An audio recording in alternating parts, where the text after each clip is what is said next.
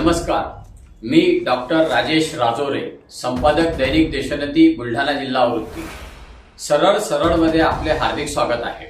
आपला आजचा विषय असेच चालू राहिले तर समाज माध्यमांवर बंधने येणार असा आहे।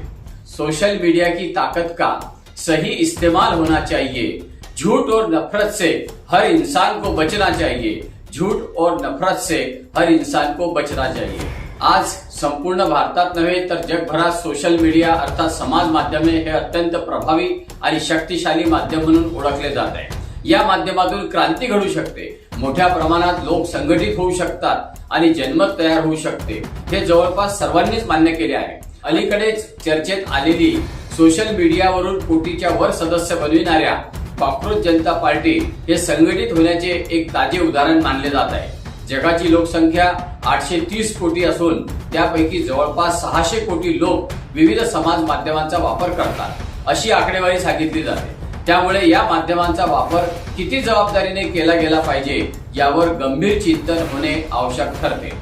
माध्यमांच्या प्रवासाकडे पाहिले तर सुरुवातीला मुद्रित माध्यमे अर्थात प्रिंट मीडिया, त्यानंतर इलेक्ट्रॉनिक माध्यमे आणि विविध टीव्ही वाहिन्या आणि न्यूज चॅनल्स आले। पुढे संगणकाच्या माध्यमातून सायबर मीडिया विकसित झाला आणि आता मोबाईलच्या माध्यमातून सोशल मीडिया सर्वसामान्यांच्या हातात पोहोचलेला आहे।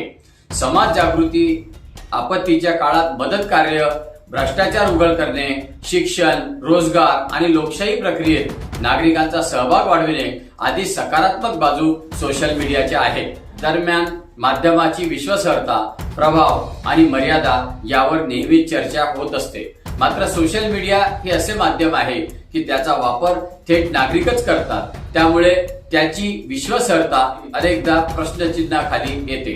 काही लोक अत्यंत बेजबाबदारपणे समाज माध्यमांचा वापर करतात, परिणामी प्रशासन आणि नागरिक दोघांनाही अनेक संकटाचा सामना करावा लागतो।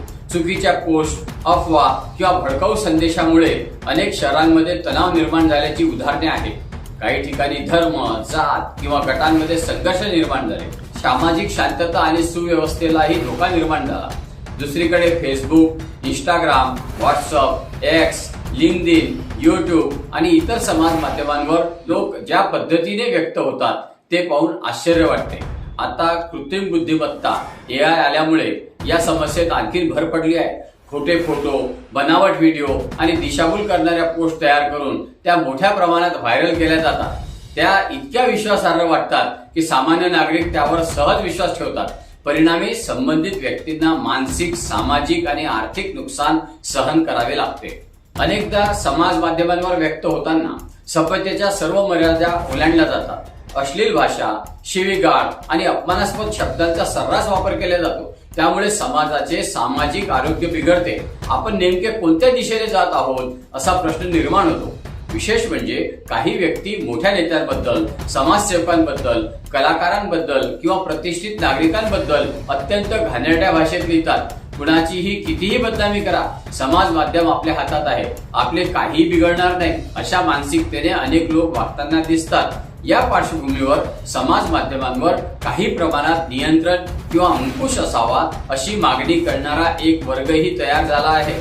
मात्र सरकारने अशा प्रकारचे नियम आणण्याचा प्रयत्न केला तर लगेच हुकुमशाही, मुस्कटदाबी किंवा अभिव्यक्ती स्वातंत्र्यावर गदा असल्याचा आरोप होईल। एका बाजूला काही लोक स्वातंत्र्याचा गैरवापर करतात तर दुसऱ्या बाजूला समाजात शांतता राखण्यासाठी सरकारने पावले उचलावी तर त्याला विरोधच केला जाईल। त्यामुळे ही कोंडी फुटणार तरी कशी हा प्रश्न आहे। एकूणच समाज माध्यमांवर व्यक्त होताना सामाजिक भान ठेवणे आवश्यक आहे। मतभेद असू शकतात, टीका असू शकते, संतापही असू शकतो, परंतु तो सभ्य भाषेत व्यक्त करता येतो। शिवीगाळ करणे, अपमान करणे, द्वेष पसरविणे यामुळे कोणत्याही समस्येचे समाधान होत नाही। दुर्दैवाने असे वर्तन करणाऱ्यांना आपण काही चुकीचे करत आहोत याची जाणीवही नसते। शेवटी समाज माध्यमे ही केवळ मनोरंजनाची साधने नाही तर ती समाज परिवर्तनाची प्रभावी साधने आहेत। मात्र त्याचा वापर स्वातंत्र्य आणि जबाबदारी या दोन्हीचा समतोल राखून झाला पाहिजे। या माध्यमातून सामाजिक शांतता, सुव्यवस्था आणि लोकजागृतीसाठी मोठे योगदान देता येते। प्रशासनातील चुका समोर आणून योग्य कारवाई घडवून आणता येते, अन्यथा हेच प्रभावी शस्त्र समाजात अविश्वास, द्वेष आणि अस्थिरता निर्माण करणारे शस्त्र ठरू शकते। शेवटी या आशयाचा मला एक शेर आठवतो, कलम हो या मोबाइल दोनों में ताकत बड़ी होती है। कलम हो या मोबाइल दोनों में ताकत बड़ी होती है। गलत हाथों में जाए तो मुश्किलें खड़ी होती है। गलत हाथों में जाए तो मुश्किलें खड़ी होती है। नमस्कार।